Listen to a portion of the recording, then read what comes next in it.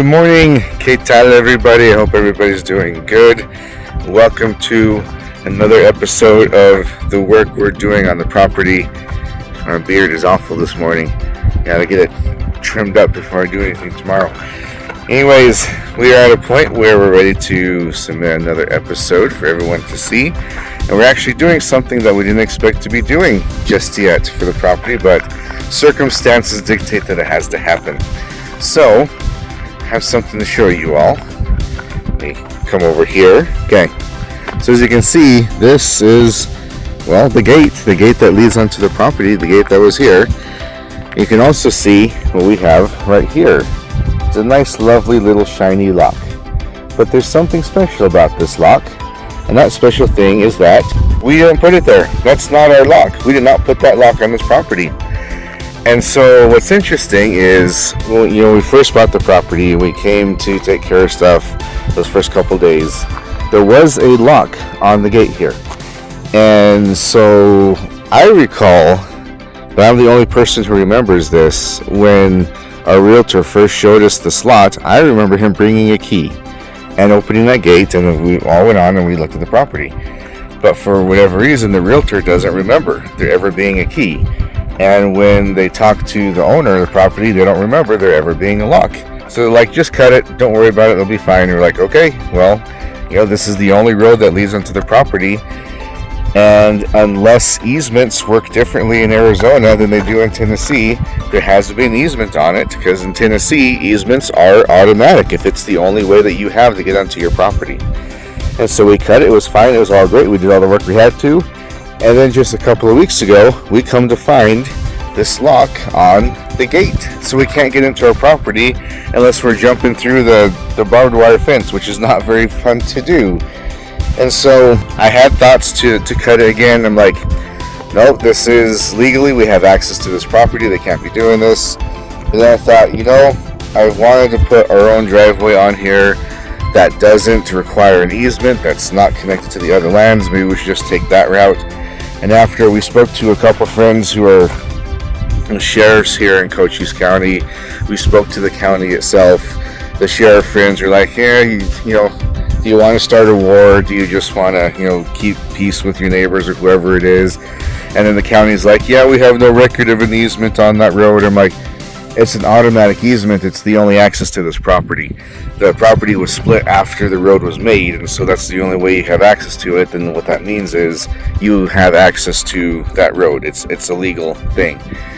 So really having no help that way, I was like, let's just put in our driveway that we've been wanting to put in. Why not? Let's just get it over with. So that's what we're doing today. Putting in, not the driveway per se, because it's going to take a while to drive through a driveway. We might have our friend come and clear out some stuff for us, possibly grade a very rough driveway for us. But for the moment, we're just putting in a gate so we can have access to the property. And so that's the goal for today, is to get that gate in and have that access to that property and not have to worry about whatever the heck is going on over there. It's actually really interesting, though, if you look at the property lines, because it's my suspicion that unless the person putting the lock on has no affiliation whatsoever, they're just trying to be, somebody that's just trying to be difficult. It's my suspicion that the ones who put the lock on are the ones who own the piece that have the burnt house on it. What's interesting about that is that their land doesn't touch the driveway at all until it gets to the roundabout that's right next to the house. Otherwise, it's the guy who owns the parcel that's right next to ours right here in the end, and then the further up, it becomes ours, and no one else touches it until the house at the end. But I'm thinking it's the ones at the end who are doing it for a few reasons, mainly because they owe $10,000 in back taxes and they're trying to protect what's theirs without legally doing what they should do, yada, yada, yada. So anyways, just wanted to let you know what the plan was for today. Alright, so before that video finishes there, I do need to show there is some work that we got done before I did that video, and that was we put the posts in for our brand new gate. And so here's just some shots of, for example, where one of the posts is going to go. One of the hardest things was digging the holes, believe it or not. Even though we did have my parents' auger to help us do that. It was still pretty hard soil once you got down there. And then part of the problem was that there is no water on our property yet, so we had to bring some water from my parents' house to help us kind of soften up the dirt so that we could dig better. After a while, we finally got it done. Of course, it was very hot when we were doing this, as it was in the summer, but we got it figured out. And so we were able to place the post where they went. We used some Quikrete to get them hardened and in place, covered up that Quikrete. There's the result right there. You can see it actually did turn out very, very well. Of course, there's my beautiful wife, Victoria, who hates to be in pictures but loves to take pictures of me. And I won't deny it, she did do most of the work, but she loves to do that sort of thing. So there are those posts, and I will let us get back to what I was saying in the other video. So here are the gates that we'll be putting up. Victoria and I actually already put in the posts, I should say, the other day, so we could have them set, ready to go. So there's the posts. You can see this is the spot where we're going to make a driveway. I know it looks really run over, which it is. There's a lot of mesquite here.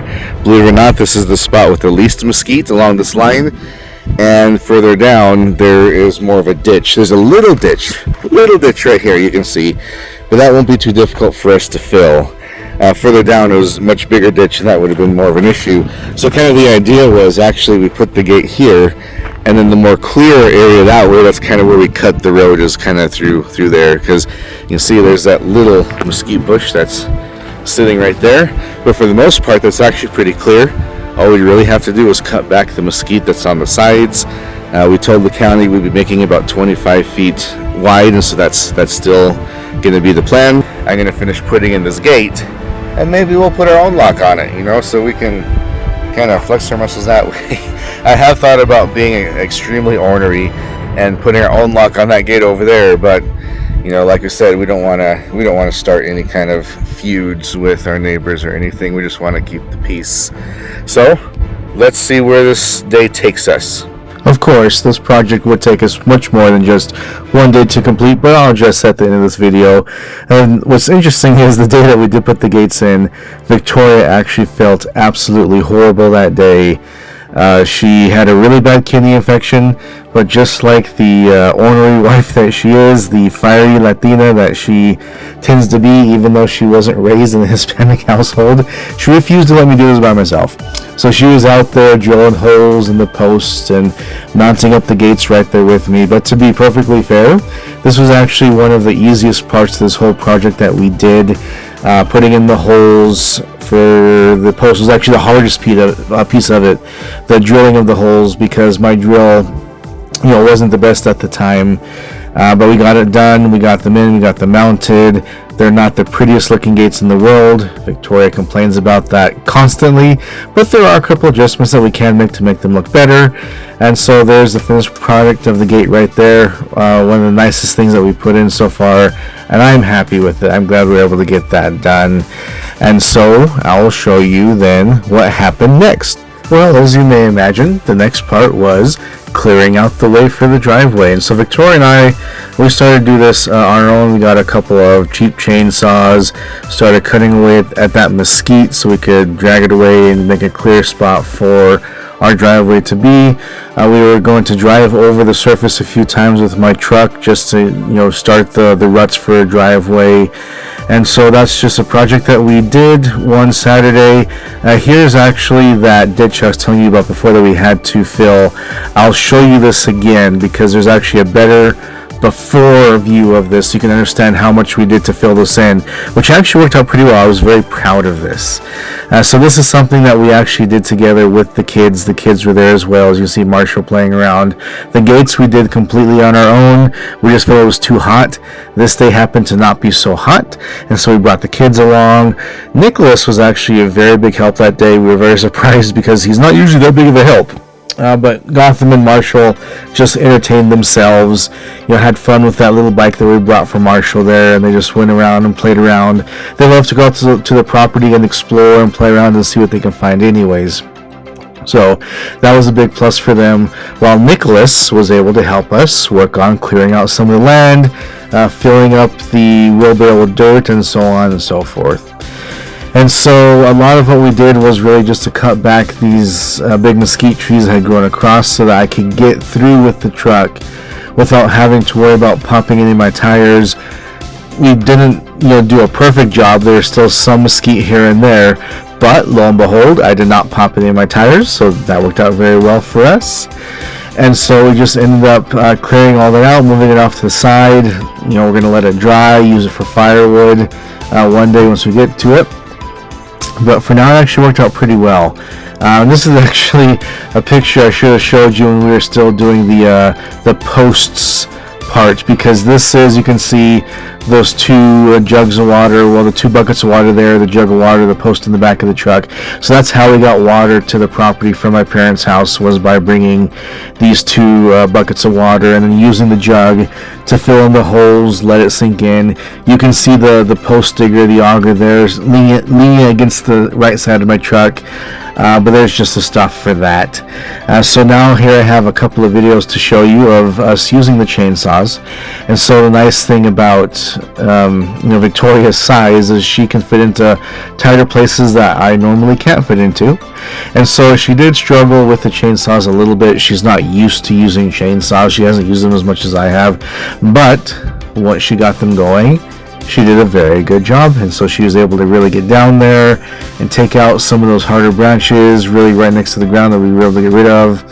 One of the concerns I kept telling her was not to push the nose into the dirt, but things happen, and so we actually ended up throwing, eventually not here in this video, but we ended up throwing the chain off of this chainsaw, I think because she just kept pushing it into the dirt and it just got too gunked up with dirt and just couldn't take it anymore. So I'll have to resharpen those and put it back on the chainsaw again before we use it again. But of course, like I said, the boys were able to entertain themselves. Nicholas entertained them a little bit while we were cutting, kept them away from the dangerous stuff. And so here you can see this is the ditch I was telling you about. So we put the rocks in there to give it a firm foundation. And then here's that picture again I said was coming back. We used the wheelbarrow, filled up with dirt. That's where Nicholas was very helpful. And then we poured the dirt across those rocks, and so it made this little bridge that we were able to use to get into the driveway. And believe it or not, it worked very, very well, much better than I expected it to. I expected it to just be a very rough fix.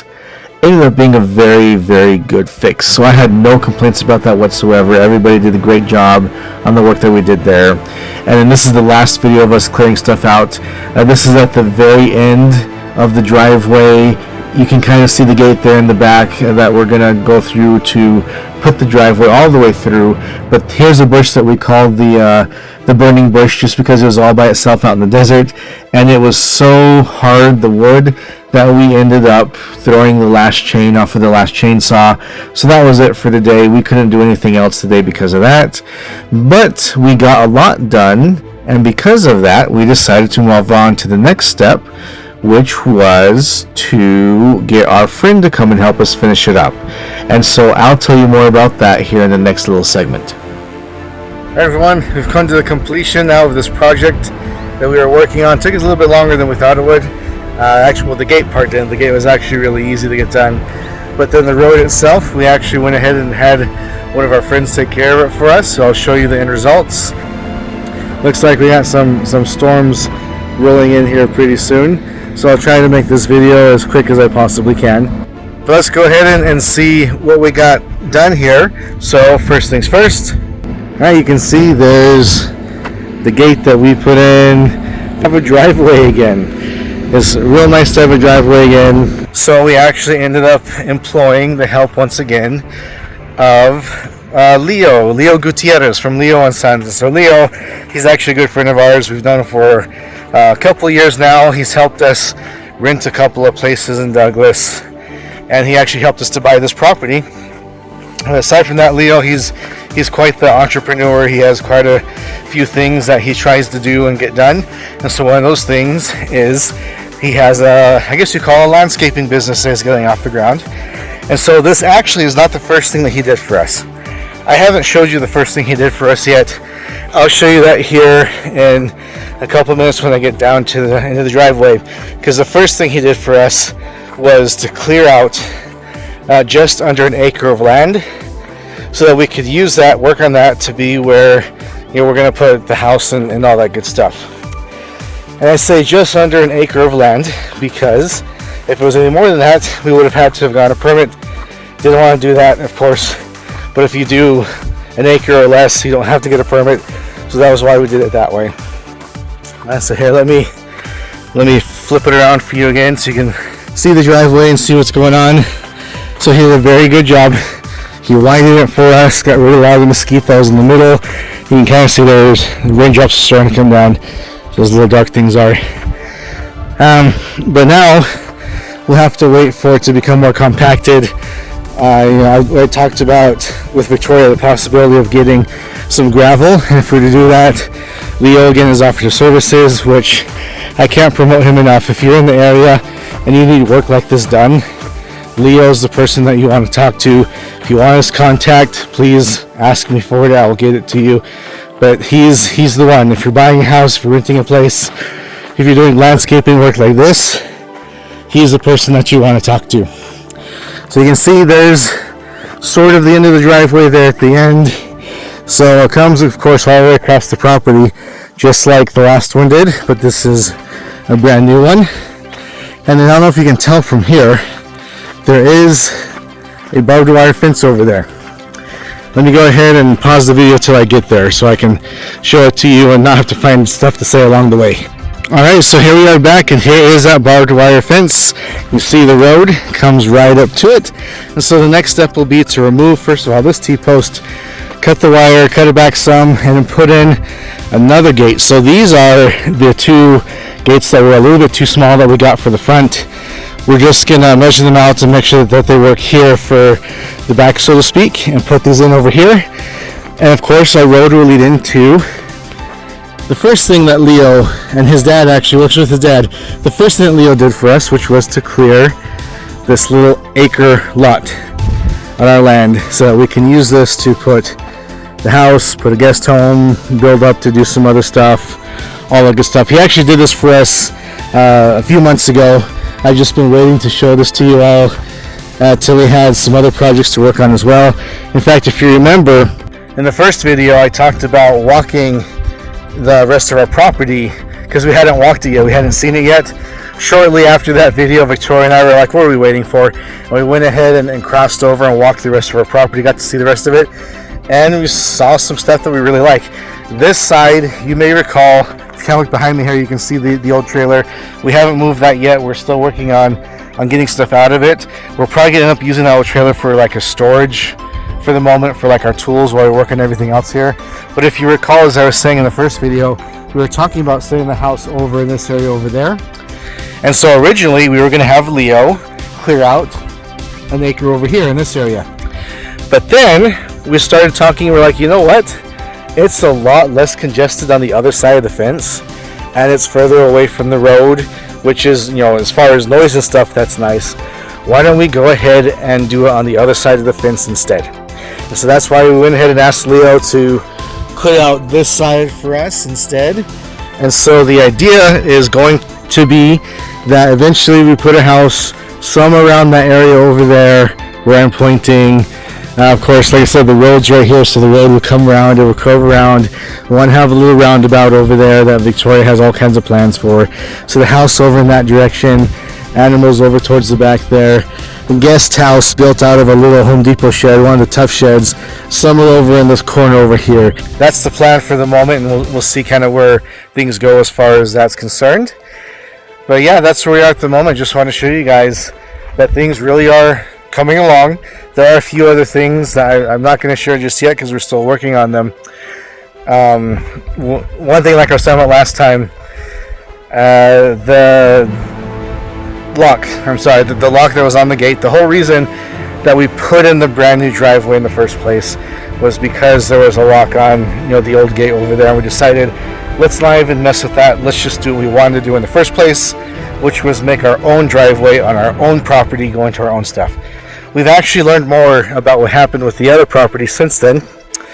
And so, as it turns out, I thought there was these people over here with the old burnt out house that put the lock on there, which I thought was ridiculous because they had $10,000 in back taxes and yada yada yada. Turns out it wasn't them. Turns out it was those people over there with nothing on the land whatsoever, which was very weird to me because right next to that gate, there's another gate that does go just straight into their own property. Like they don't need to use the communal gate that we all were using. They have their own gate. So I don't understand why they wanted to put a lock there in the first place. But anyways, here's what's going on. A little while after that, Victoria and I received a letter in the mail from the people who own that land over there. And of course, my very first thought is this has got to be something to do with the gate, right? It turns out it had actually nothing to do with the gate whatsoever. I opened it, come to find that the people who own that land are wanting to change it from an RU4 zoning, which is a residential construction here in Cochise County, to a commercial zoning where they could build a little parking lot for semi-trucks. And so when Victoria and I first read that, we were a little bit taken aback. And the more we thought about it, we were like, absolutely not. That's not something that we want to have happen. The neighbors who are over here, you can't see them now because there's bushes in the way. The neighbors that are over there are people that we already know. My parents already know. Those are the Trouts. And so Victoria knows her. They're connected on Facebook. They got the same letter that we did. And they were like, what the heck is this? We don't want to have this over here. And the other day, when Victoria and I and the boys were over here working on finishing up the gate and starting to clear out the path for the driveway before having Leo come over, we had somebody drop by, park over here, and he came over and he asked me if I was the person who owns this lot over here. I forget the guy's name. And I was like, no, that's not me. He was the one who owns the lot over here. I'm somebody else. This is who I am. Introduced ourselves. Very nice man. He had received the exact same letter as the rest of us had received. My parents haven't received the letter yet. I'm assuming they must be too far down. I'm assuming though that because where the guy who talked to me, his property is on the other side of where the Trout's property is. So I'm assuming that these people over here probably received that same letter, and maybe it's just going to be us right here. Maybe the people in front of us might receive one. I don't know. And so I talked to him for a little bit. He'd done a little bit more than the rest of us had. He'd already gone and talked to the county. The county had told him, oh yeah, they want to use that as a parking space for the trucks that are going to be working on the road for the new port of entry that's supposed to be installed sometime between now and 2030, right? And so between the three of us, the Trouts, and this man that we had met here, none of us want to have that here. Victoria and I especially, because that's right off the edge of our property. And so we're all gonna, let the county know that we don't want to have that here. We don't want to mess with that, and just let them know that that's not something that we're willing to have so close to our land. We don't want to have all the noise. We don't want to have all the light. That's why we bought this stuff out here in the first place. It was not to have to deal with all that crap. And of course, the guy was saying that the county told him that this was supposed to be a temporary thing just while they built the port of entry. Of course, that could take years and years and years, and then after that, maybe it stops being a temporary thing. We don't want that to even be a possibility. So as neighbors, we're already trying to kind of get together and see how we can put a squash on this before it even happens. So that's what was going on there. I assume that's very connected to the gate, because for whatever reason, this guy is like, well, no, it's my property. I'm going to put, expensive equipment here. He doesn't seem to understand how easements work, but whatever, doesn't matter. We now have our own gate, our own road. That doesn't matter anymore.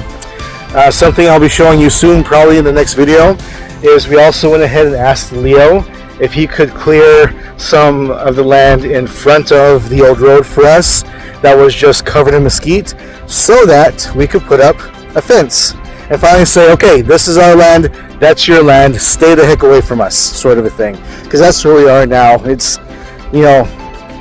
none of us were happy to receive that letter. The Trouts especially were extremely upset. And so we're just trying to figure out how we can, keep that from becoming a reality, and make sure that we can all work together to do this and just really be good neighbors is where we're at this point. So that's where we are now. Just wanted to give you all the update to this second video on the land that I'll be uploading here, hopefully not too long. Of course, you'll see it when you see it. But yeah, that's where we are. Once we start working on other projects, I will bring you in again. But for now, please take care of yourselves. I hope you're all having a good day, and we'll talk soon. Take care.